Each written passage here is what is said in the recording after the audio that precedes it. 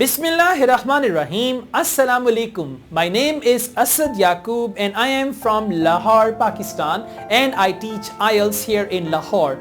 Once again, I welcome you all to my IELTS speaking video. In this video, I'm giving you some tips how to improve your band score in IELTS speaking. This is the second video of this series. The first video you may have watched. If you didn't watch, just go to the playlist and there you can watch the previous video as well. In this video, I'm going to share some golden ideas with you. Let me tell you, as far as IELTS speaking is concerned, there is no right or wrong answer for IELTS speaking test. You cannot say that this is the wrong answer unless the answer is irrelevant.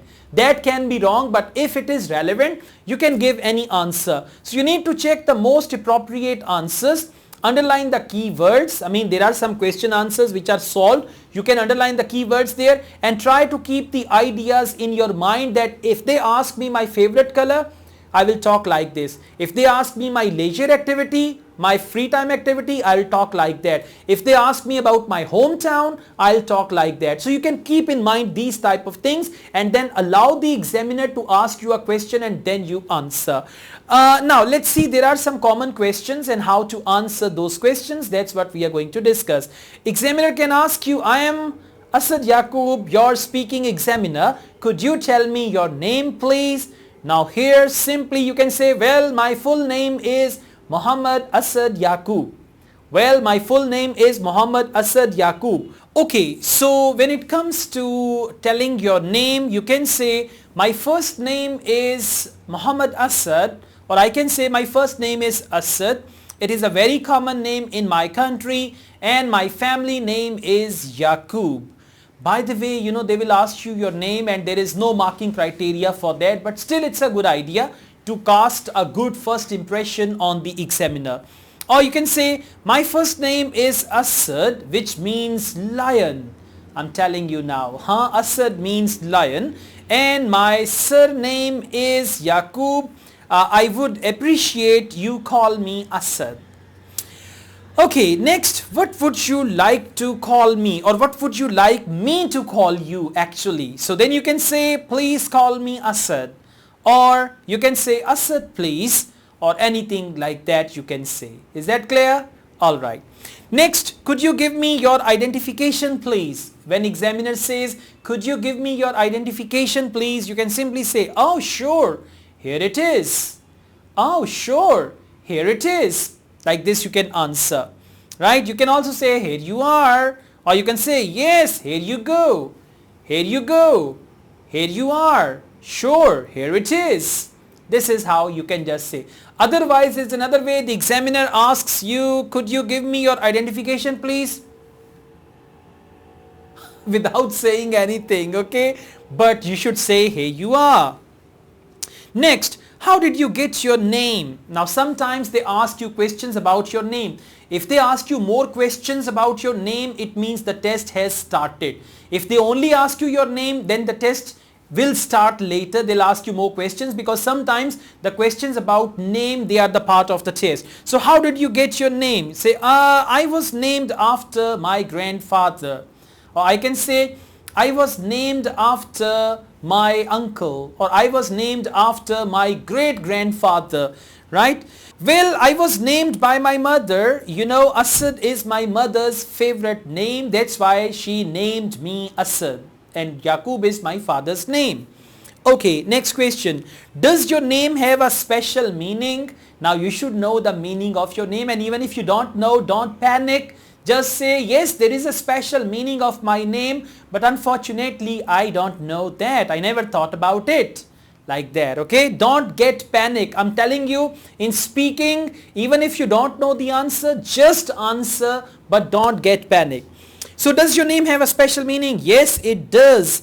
The English equivalent of my first name would be something like lion, okay? And also my family name means, right, it's the name of a prophet. Yaqub is actually Jacob, so it's the name of a prophet. Next, examiner's question. Is your name important to you? Say, yes, why not? My name is the most important for me. Or yes, it is. Names can make unconscious impressions on people. That is why my name is very important, or my name is quite significant for me. Like that, try to use alternative words. Is that clear? Or you can say, no, I don't think it can do anything for me. I believe that I myself should determine my future irrespective of what my name is. Actually, I try to do this by acquiring more qualifications and working hard. You can answer like this as well. Next, if question is asked, how old are you? And the ladies, they say, behave yourself. Okay, or don't be too personal, but you have to answer because your ID card is already there, so examiner will not ask you these type of questions. Even if they ask, you can say, like I can say, I am 30 years old. In other words, I was born in 1980, or I was born in 1990 on the 3rd of March 1980 to be exact, whatever, right? So I can say I am 30 years old. In other words, I was born in 1990 on the 10th of July 1990 to be exact, something like that. I'm not telling you my real age, by the way. Okay, so don't predict anything about me. All right. Next question, examiner might ask you, could you tell me where you are from?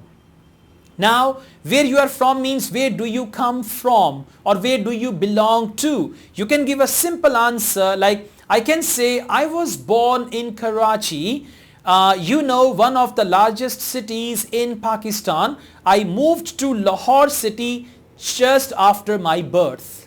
Something like that, okay? So you can answer like this, or you can add some more answers. And by the way, this is just one way to answer. There are 10 different ways to answer the same questions, like I was born in Karachi, a small town in the south of my country, but I grew up in Lahore city. Or I hail from a coastal city with lovely weather in the north of my country called Karachi.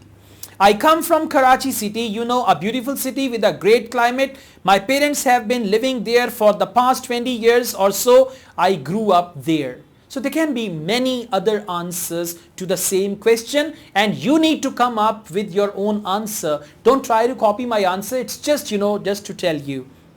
Next, how long have you lived in Karachi, or how long have you lived there? They might use this word. So you can answer since I was born, or since I was 5, or since I was whatever you want to say after that. You can give any other answer like, when I was a child at the age of 10, my parents moved to Lahore because of my father's job. We have been living here since 2000 or since 2005 or anything like that. Okay, so this is how you can answer if they ask you how long have you lived in that very city. The next question is, what is your goal? Or what are your ambitions for the future? What is your goal for the future, or what are your ambitions for the future? Now, you can come up with foreign education or immigration or anything like that. For example, I hope I'll have made a career move and taken a management position by the time I am 35. I think at present studying management is the right thing to do. I think going abroad is the right thing to do. I think getting the immigration of Canada is the right thing to do for me right now. So my goal is to get Canadian immigration. You can give any answer, okay? Don't try to copy my answers. Come up with your own answer and you can just do it easily. If examiner is going to ask you further about your hobbies and all that, so whatever the question is, just remember one thing, you need to give one sentence answer first, and then after that you can use a connecting word like because, and then give the reasons, and you can make 2-3 more sentences. That's all. That's the end of this part. In the next part I am going to come with another topic or some more questions which are asked in speaking part 1, and I'm going to tell you how to answer those questions. Don't forget to watch the next video as well. If you like this video, hit the like button, and you must comment this video so that I get to know how I'm doing, or what sort of further improvements you want from me, and I'll make videos on that also. I teach IELTS online. If you want to join my online IELTS classes, you can contact me for that. I also offer IELTS writing correction service. If you want to subscribe IELTS writing correction service, you can send me a message and I'll send you all the details for that as well. Asad Yaqub wishes you all the best. I wish you all the best with your IELTS speaking. Take good care of yourselves. Allah Hafiz.